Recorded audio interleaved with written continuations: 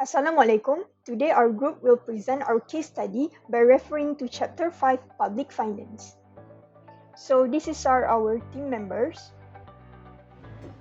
Hi, my name is Nurul Ain Asha and I will be presenting about the summary.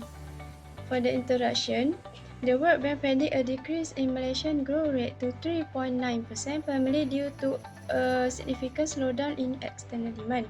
This suggests that Malaysian economy is facing challenges in terms of global demand for its goods and services. Next, for the problem identification, the main issue is the fact that the Malaysian ringgit currency dropped over the course of one day. On 23 October 2023, one Singapore dollar was equivalent to RM 3.5, but it increased overnight to RM 3.5086 the next day. The problem is mostly due to a Malaysian increased reliance on the Chinese economy, as the Monetary Authority of Singapore has pursued more aggressive policies than Bank Negara Malaysia. So, for solution of this problem, we have to: 1. Through government revenue by increased tax revenue and approve the infrastructure project. Second, through fiscal policy by increasing government expenditure and decreasing the tax. Lastly, for the conclusion, Malaysia is facing economic challenges characterized by a predicted decrease in growth rate, primarily attributed to a slowdown in external demand. Government need to focus on how to solve the Malaysian ringgit currency that is dropping. I will talk about the introduction. Malaysian economy is facing a bit of a slowdown. According to the World Bank, they predict a decrease in Malaysian growth rate to 3.9%, primarily due to a significant slowdown in external demand. In a report, the World Bank says Malaysian owned people buying stuff like domestic demand is crucial for keeping the economy strong. But there's a problem. Malaysia doesn't have a lot of money to spend because of a tight financial condition. This situation is a clear sign that Malaysia needs better safety nets for its people and has to figure out how to boost its economy. So in this discussion, we break down these challenges and see why it's important for Malaysia to find a solution. My name is Putri Nur Alia and I will be discussing two problems mentioned in this article. The first one is shrinking fiscal space.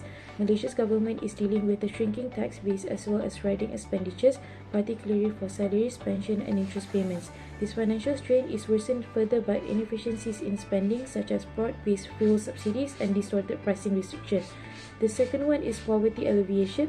According to government forecasts, the absolute poverty rate will be 6.2% in 2022, down from the pandemic-induced peak of 8.4% in 2020.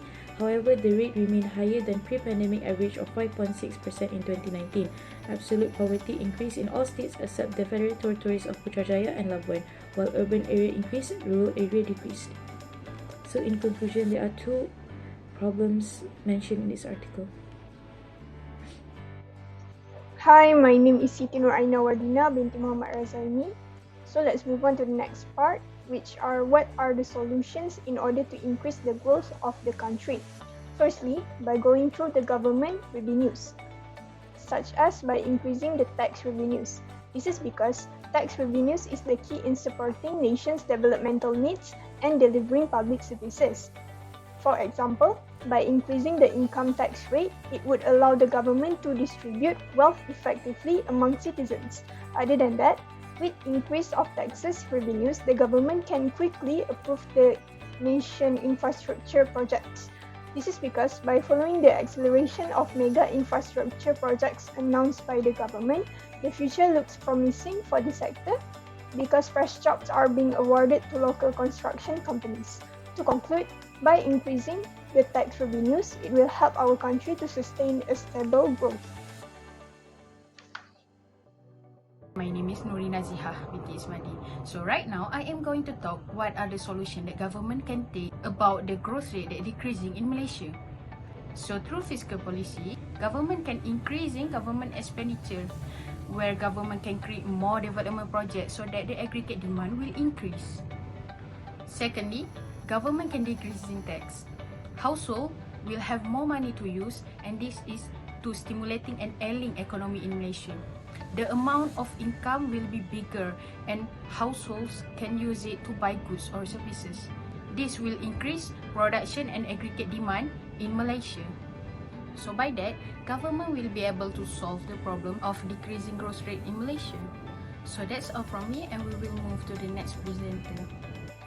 Hi, my name is Parano Jaminti Azman. I will be presenting the conclusion of our article. So the conclusion is the World Bank does predict a 3.9% decrease in Malaysian growth rate, highlight the pressing need for the government to address economic challenges. The government is struggling with a shrinking tax base, rising expenditures and inefficiency in spending. The solution that is included is increasing tax revenue to support developmental needs, approving infrastructure projects for job creation, and decreasing taxes to stimulate household spending.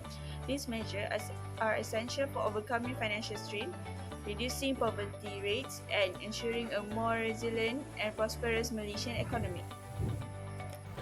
This is the news article that we have used.